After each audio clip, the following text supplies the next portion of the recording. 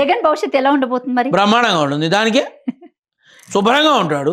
అప్పుడే అంటే వీళ్ళందరికన్నా ఎక్కువ హింసించింది ఆయననే కదా. ఇప్పుడు ఒకటమ్మా, ఇప్పుడు దాన్ని ఏమంటారు, అసుర పాలన వచ్చినప్పుడు శ్రీ మహావిష్ణువు కూడా వెళ్ళి దాక్కున్నాడు.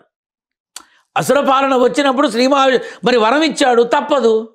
భస్మాసుడి హస్తంలో పరమశివుడు భస్మం అవ్వాలి, కాపాడడానికి శ్రీమన్నారాయణుడు వచ్చాడు.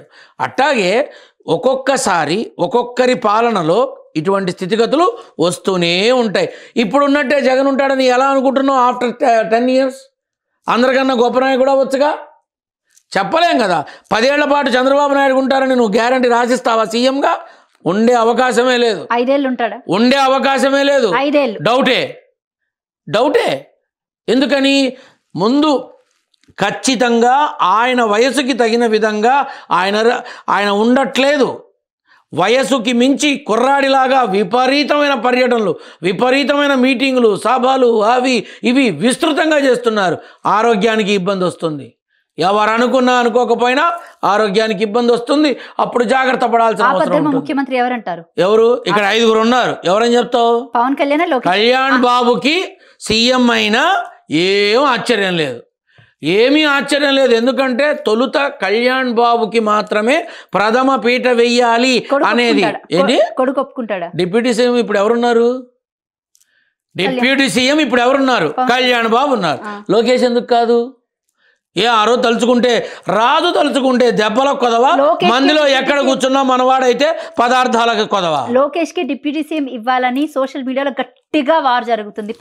అంటే ఇటు జనసేన సోషల్ మీడియాలో వారు జరిగితే సరిపోదు. వాంకెడ్ స్టేడియంలో ధోని కొట్టిన సిక్సర్ లాగా నరేంద్ర మోడీ నిర్ణయించాలి. ఒకవేళ పవన్ కళ్యాణ్ సీఎం అయితే టీడీపీ వాళ్ళందరి పరిస్థితి ఏంటి? వాళ్ళ ఇష్టం. ఒప్పుకుంటారు. మొన్న అసెంబ్లీలో ఏమన్నారు?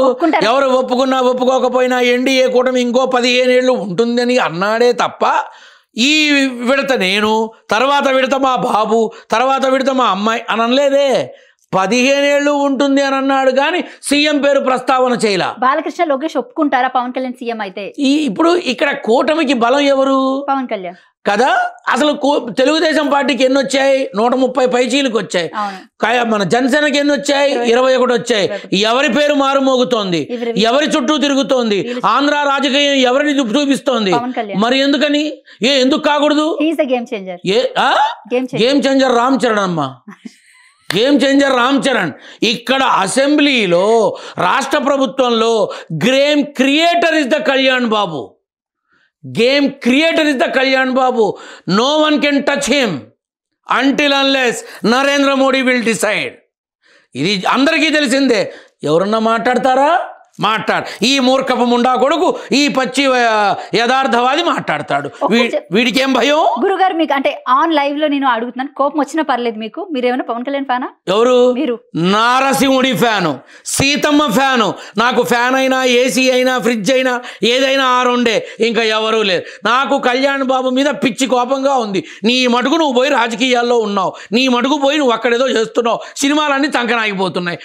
చక్కగా సంవత్సరానికి 2 బంగారం లాంటి సినిమాలు వచ్చేవి, పోయినాయిగా.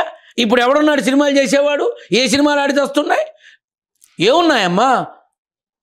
తన సినిమాలో ఒక మీనింగ్ ఉంటుంది, ఒక సందేశం ఉంటుంది. ఏమీ లేదు.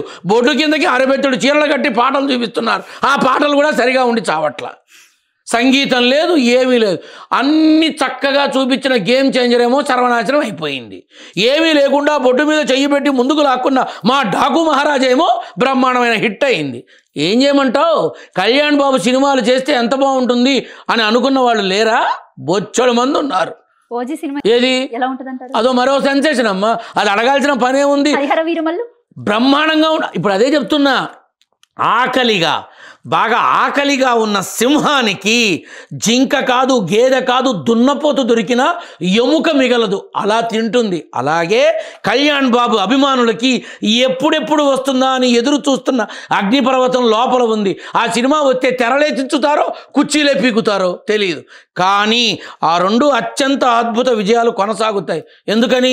సినిమాలే లేచావు, సినిమాలే లేవు ఇప్పుడు. అంటే బేసిక్ గా మీరు అన్నమాట 100% మళ్ళీ నిజమైంది. సంక్రాంతి టైంలో వచ్చిన ప్రతి సినిమా చెప్పానుగా, అదే అదే జరిగింది.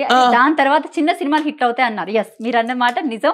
ప్రదీప్ రంగనాథం సినిమా, ఇది మన డ్రాగన్ సినిమా మంచి హిట్ అయింది. అలాగే సందీప్ కిషన్ మజాక ఒక మోస్తరుగా అయితే ఆడుతుంది ప్రెసెంట్. లేదు, అది ఓటీటీలో సెన్సేషన్ క్రియేట్ చేస్తుంది మజాక ఖచ్చితంగా. ఈ చిన్న సినిమాలన్నీ బాగా డబ్బులు సంపాదిస్తే పెట్టిన ఇన్వెస్ట్మెంట్కి 3 సంపాదిస్తారు వాళ్ళు. నేను ఎప్పుడో చెప్పాను, ఇది ఇవాళ కొత్త ఉంది నాకు. ఏదైనా గురుగారు మీరు చెప్పింది జరగల, ఒక్కటి చెప్పు నాకు, ఒక్కటి ఉందా నీ దగ్గర? ఇది జరగలేదు మీరు చెప్పింది, ఇది అబద్ధమైందని ఒక్కటి చెప్పు. నా దగ్గర ఆన్సర్ లేదు, ఖతం అయిపోయా. ఇది నారసింహుడి బిడ్డ, ఇది నారసింహుడి బిడ్డ. నా నాన్న అనుగ్రహంతోనే ఏదైనా సేవ చేస్తున్నా, నా నాన్న అనుగ్రహంతోనే చెప్తున్నా. పవన్ కళ్యాణ్ ఆరోగ్యం ఎలా ఉండబోతుంది? బానే ఉంటుందమ్మా. ఆయనకే అంటే పొట్ట వచ్చేసిందని అదని ఇది మరీ బాగుంది. ఇప్పుడు వచ్చిన పొట్ట చూస్తున్నారు కానీ ఆనాటి నుంచి తను పడిన కష్టాన్ని ఎందుకు చూడట్లా? Is a martial arts person అమ్మా, మామూలు మనిషా. పొట్ట తెచ్చుకోవడము తెలుసు, తగ్గించడము తెలుసు. అక్కడ బాంబే బాలీవుడ్లో అమెరికాన్ ఉంటే ఇక్కడ ఆంధ్రావుడ్లో కళ్యాణ్ బాబు ఉన్నాడు. అమ్మ ఒక్క మాట చెప్పనా, పొట్ట నా మట్ట అని అంటారు కొంతమంది. ఆ పొట్టతో మనకి సంబంధం లేదు, మనిషితోనే సంబంధం, మనిషితోనే సంబంధం.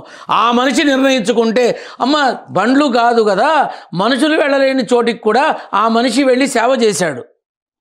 చంద్రబాబు నాయుడు గారు వెళ్ళి సేవ చేశారు. అంతకన్నా ఇంకా అసలు చాలా చాలా మూలలకు వెళ్ళాడు. మరి నిత్యం ఏసీలో ఉండేటటువంటి మనిషి ఎలా వెళ్ళగలిగాడు? ఎలా వెళ్ళి సేవ చేశాడు? చిరంజీవి పరిస్థితి ఏంటంటారు గురువు? ఏముందమ్మా, చక్కగా ఉంది. ఆయనకే హెల్త్ పరంగా ఏముంది? పాలిటిక్స్ లోకి మళ్ళీ వచ్చే అవకాశం ఉందంటారా? పాలిటిక్స్ రాజకీయాలు చేయరు కానీ రాజకీయపరమైన హోదా ఉంది. అది ఇప్పుడు మళ్ళీ ఇది అడుగుతావేమో, రాష్ట్రపతి, గవర్నరా, పార్టీ ప్రెసిడెంటా?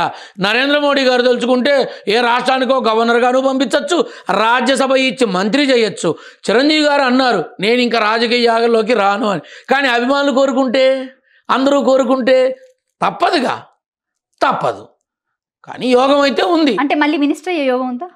అదేనమ్మా చెప్పేది. నువ్వు తిప్పి అడిగినా, మడత పెట్టి అడిగినా, మడత పెట్టి కుర్చీని చెప్పినా, ఏది చెప్పినా కూడా నా మాట చాలా ఖచ్చితంగా ఉంది. నరేంద్ర మోడీ గారు ఆహ్వానిస్తే మాత్రం నువ్వు అనే ప్రశ్న చిరంజీవి గారి దగ్గర నుంచి రాదు. నువ్వు రాసుకో, చిరంజీవి గారి దగ్గర నుంచి రాదు. రేపు అందరూ కలిసి ముక్తకంఠంతో నువ్వు కూర్చోవాలి అంటే అందరి మనసు బాధ పెట్టలేక ఆయన అడుగు వేసినా వేస్తారు. ఎందుకని? అభిమానుల కోసం బ్రతుకుతున్న మనిషి అభిమాన ధనాన్ని పోగొట్టుకోలేడుగా, అంతే కదా.